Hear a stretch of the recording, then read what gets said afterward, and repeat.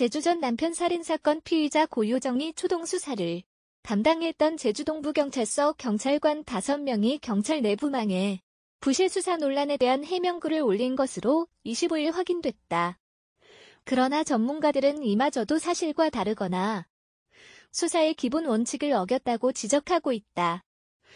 경찰에 따르면 지난 20일 오후 8시 20분쯤 경찰 내부 통신망인 폴렛에는 제주 전 남편 살인사건 수사 관련 입장문이라는 제목의 글이 올라왔다.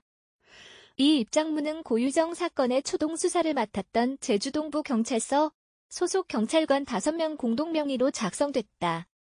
이들은 우리 경찰서 관내에서 발생한 살인사건과 관련해 일부 왜곡된 언론 보도로 인해 경찰의 명예가 실추됐다.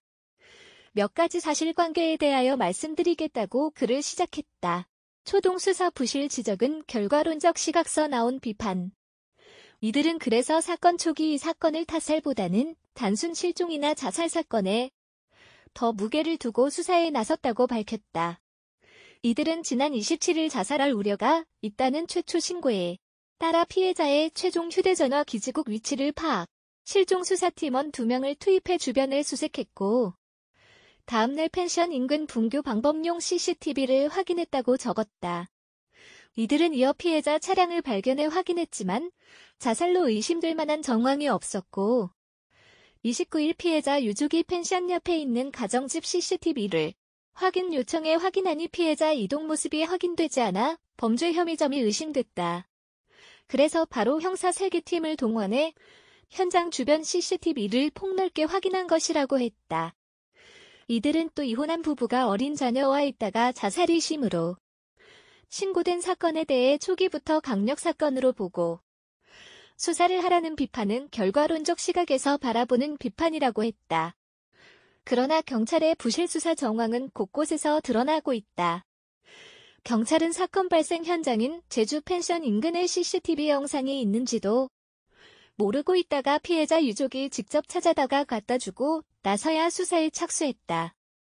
경찰은 또 유족이 피해자와 고유정 차량의 블랙박스 영상을 찾아달라고 요청한 뒤 사건 발생 사흘이 지나서야 블랙박스 영상을 확보했다.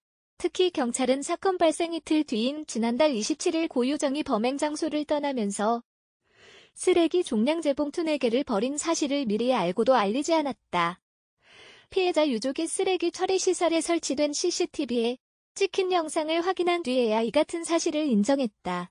경찰 관계자는 고유정의 범행 과정을 봤을 때 범행을 숨기기 위해 제주 지역에는 시신을 유기하지 않은 것으로 판단했고 펜션 주변에 버린 것은 범행 과정에 사용했던 이불이나 수건 등으로 판단했다고 해명했다.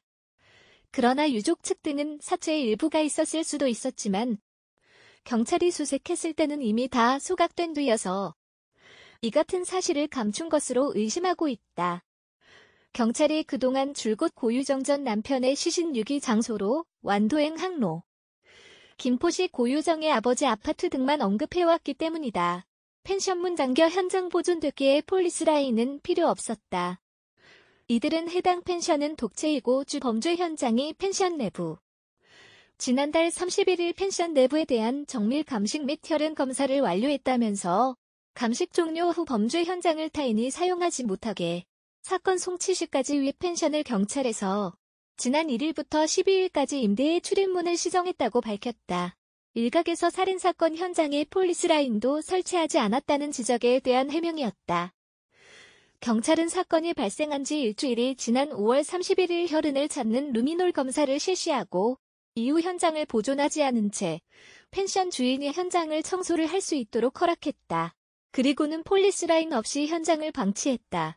이에 대해 이들은 루미놀 검사가 완료된 뒤 다만 펜션 내부를 청소하겠다는 주인의 요청을 허락한 사실은 있다면서 폴리스라인은 설치 시 불필요하게 인근 주민들에게 불안감이 조성되고 주거의 평온을 해할 우려가 있었다고 해명했다. 하지만 전문가들은 수사팀 해명에 문제가 있다고 지적했다.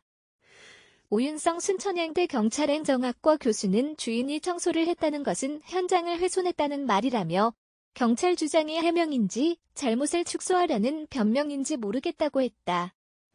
익명을 요구한 한 전문가는 주민들 불안 때문에 범죄 현장 폴리스 라인을 못 친다는 것이 말이 되는가라면서 경찰관들의 수사에 대한 의지가 의심되는 표현이라고 했다. 고유정, 야만적인 조리돌림 당할까봐 현장 검증 안 했다. 제주동부서는 체포된 고유정이 살인 혐의 등을 인정한 다음 날인 지난 7일 현장 검증은 하지 않겠다는 입장을 밝혔다. 당시 경찰은 피해자가 지속적으로 우발적 살인을 주장해 현장 검증에 실익이 없다면서 현장 검증 미시행은 검찰과 협의가 완료된 부분이라고 했다. 경찰청 본청 지침에도 현장 검증은 지양하고 불가피하게 하더라도 최소한으로 실시하자는 내부 방침이었다는 설명도 덧붙였다. 하지만 고유정만 예외로 하는 것이 아니냐는 지적이 나오기도 했다.